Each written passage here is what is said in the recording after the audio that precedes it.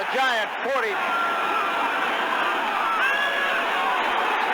Fredrickson all by himself. Cuts back beautifully. Well, hello. Thank you so much for taking time out of your day to check out this video. And welcome to the Gridiron. And before I get started, I just want to say thank you so much to everyone out there who's been watching my videos. I greatly appreciate it. If you give this video, man, a thumbs up, or maybe leave a comment below or share the video, it would mean so much to me. But just thank you so much for just taking time out of your busy day to watch this video. Thank you.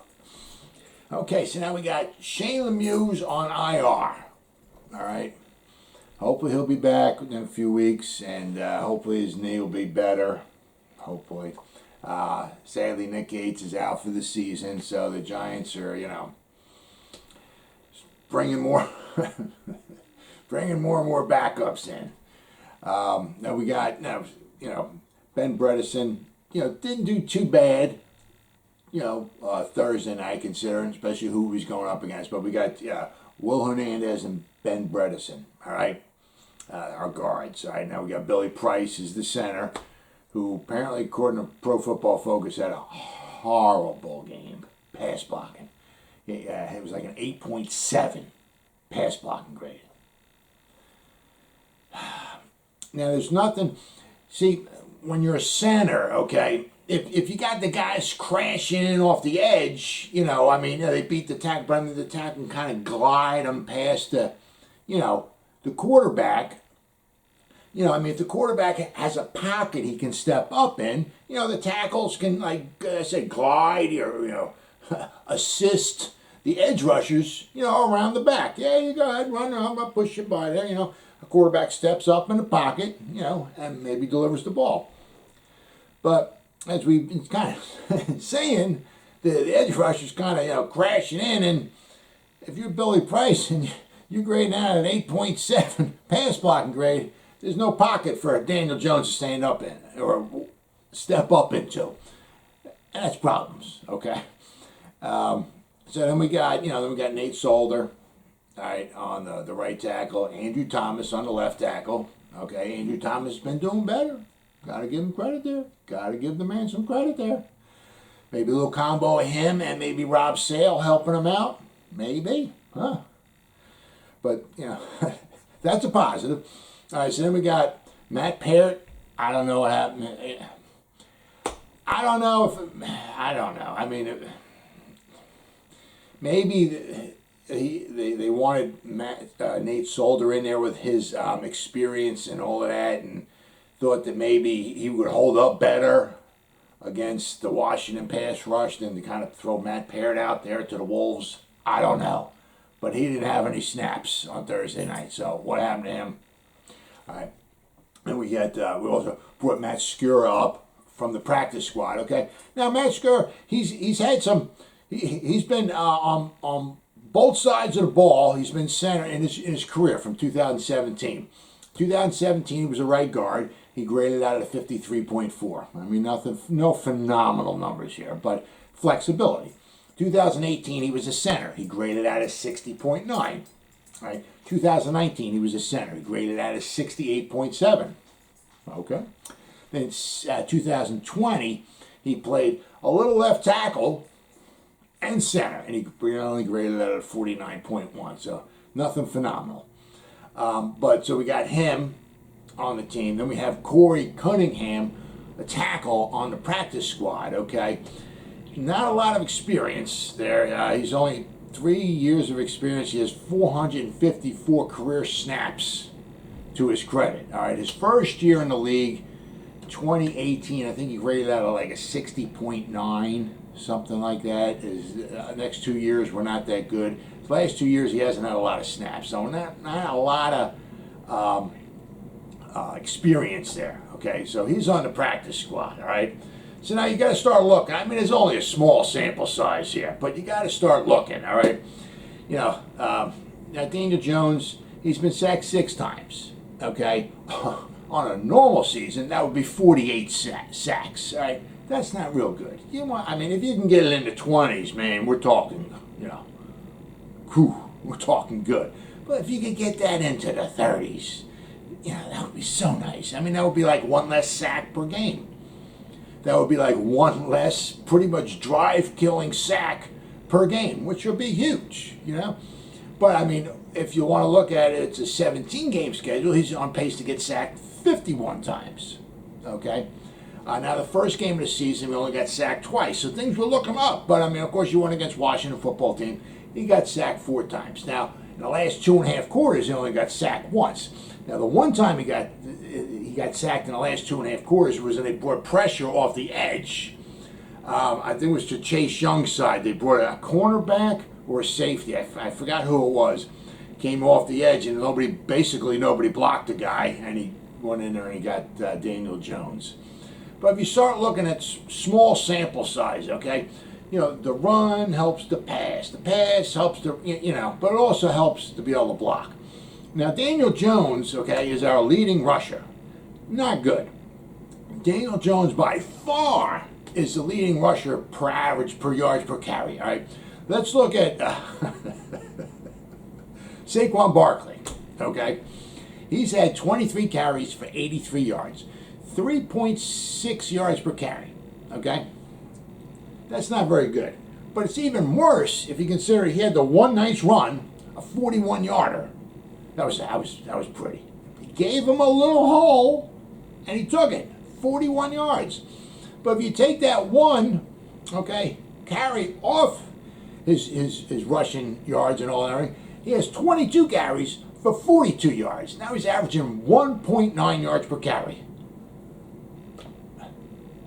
You ain't winning a Super Bowl when your star running back's averaging 1.9 yards per carry.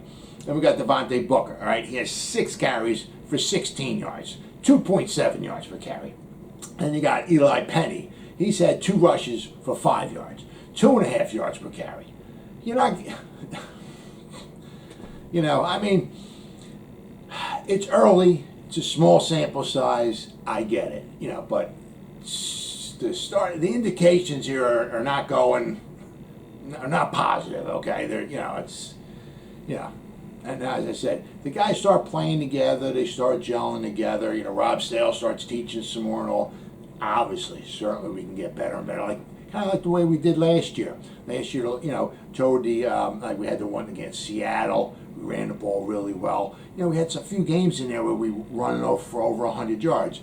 And it wasn't like Daniel Jones was taking off running because, you know, he was hurt or he wasn't in there. So when we were getting over 100 yards rushing, it was from our running backs that were getting it, not our quarterbacks, okay? Now the Giants, now I'm out there looking, kind of see, you know, you type in best available, you know, free agent still available, okay? Now we got about 2, this is with, let's see. The salary cap is $2.283 million we have, okay? So I looked on 2 different websites. So apparently we got, you know, a little over $2 million. That's not a lot of money. So we don't got a lot of wiggle room here, okay? But I did look up and see a few guys out there that at one point in time in their career were pretty good. Now we got Mitchell Schwartz out there, who was the right tackle for the Chiefs, okay? He didn't play in their Super Bowl, and he was one of the big reasons why the Chiefs did not win the Super Bowl. As you saw, Patrick Mahomes was just running for his life, and the Kansas City Chiefs, Tyreek Hill, Jason Kelsey, Patrick Mahomes, Andy Reid calling the plays and all that and everything, scored 3 field goals in the Super Bowl. Even with all that firepower, okay, you can't score points. I mean, they were going up against good defense, okay? But even with all that firepower, they were only able to manage 3 field goals. You gotta have blocking. So important. So Mitchell Schwartz, he injured his back, okay? And he had back surgery. So, I mean, this could be obviously one of the reasons why he's out there and he still may not be signed, all right? Before, 2019, okay, he had a streak going, okay, of 7,894 consecutive snaps taken, all right? So in the beginning of his career, okay, he was pretty reliable, all right? I said, yeah, he had a little injury in 2019, nothing horrible, but then he injured his back in 2020, and he had surgery, okay, on his back. Now, he's going to be 30, he is 32 right now, okay? and he was released by the Chiefs earlier this year on March 11, 2021. Now, he's had some good grades. All right, from 2012 to 2020, his grades were 72.9, 75.9, 72.6, 78.9, 73.4, 72.9, and 84.7. 2019, he was at 89.3 grade by Pro Football Focus, and last year, had a small sample size, but before he injured his back, but he was at 74.7. So very, very good. Like I said, but I've been looking online, and all I can find is he's still a pending free agent.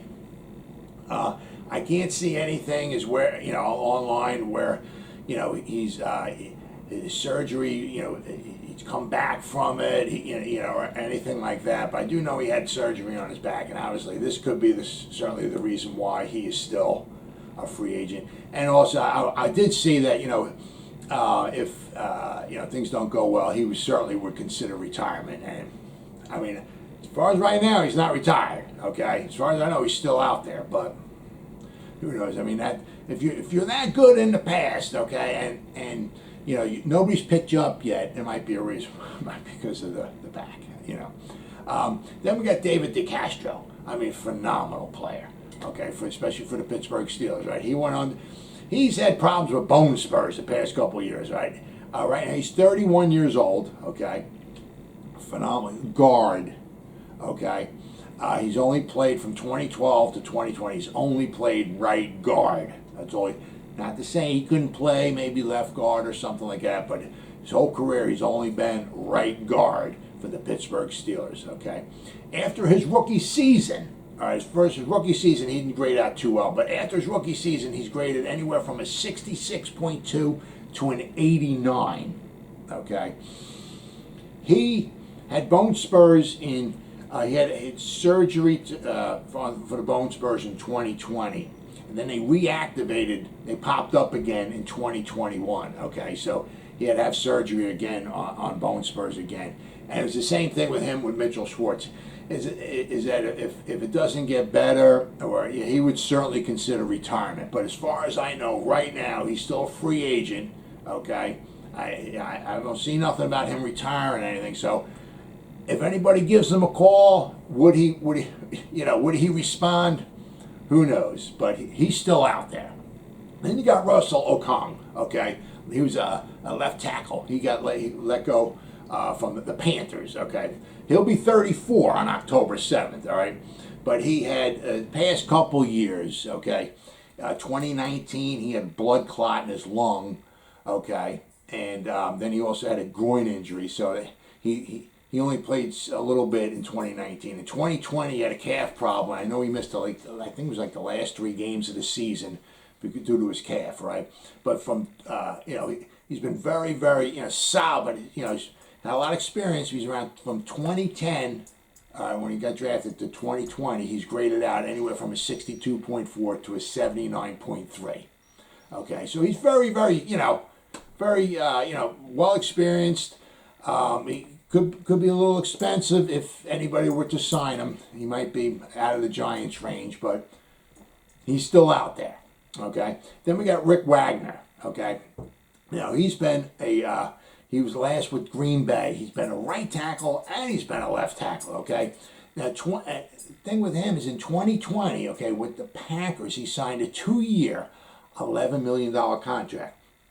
Nothing too expensive. Okay. But he was released by the Packers earlier this year on February 19, 2021. He'll be 32, all right, on October 21st. Now, he's been pretty reliable throughout the year. He's missed a few games here and there, but nothing, like a torn ACL or Achilles, or nothing like that. He's just missed a few games here and there, so he's pretty reliable, okay? His grades, when he first started from 2013 up until last year, he graded out from Pro Football Focus, okay, anywhere from a 58.6 to an 80.1. And he's played right tackle and left tackle, which could be huge because you figure, if, we start having problems on the tackles, like with Solder, and if that, for some reason, they're not putting Matt Parrott out there, this guy has experience on the right tackle and the left tackle, okay? And, you know, he wouldn't come that expensive. And as I said, as the Giants got right now, they got like a little under $2.3 million in salary cap, okay?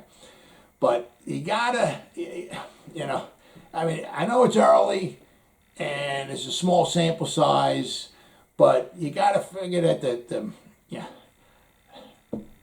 gonna, you know, nothing gonna kill a season faster than just having bad offensive line play. And the worst thing of all is if you got guys in there that you're dependent upon and all, and they're getting hurt, and you just keep bringing guys in there, makes it even worse. Now, you know, can things get better?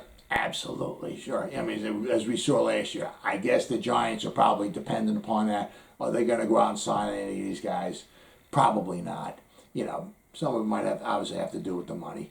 But I think it's like with Daniel Jones, you know, I mean, all the chips are in the middle of the table. And so they're just going to go, you know, going to go out and, you know, try to ride it out with the guys that they have here. Maybe if they, you know, maybe before the trade deadline, maybe they'll go out, maybe, you know, trade for somebody else if they're still in the hunt. But that's a big question, and we'll have to find out, see what happens when it happens. Well, as always, guys, thank you so much for taking time out of your day to check out this video. You guys stay safe out there, and go Giants. Woo!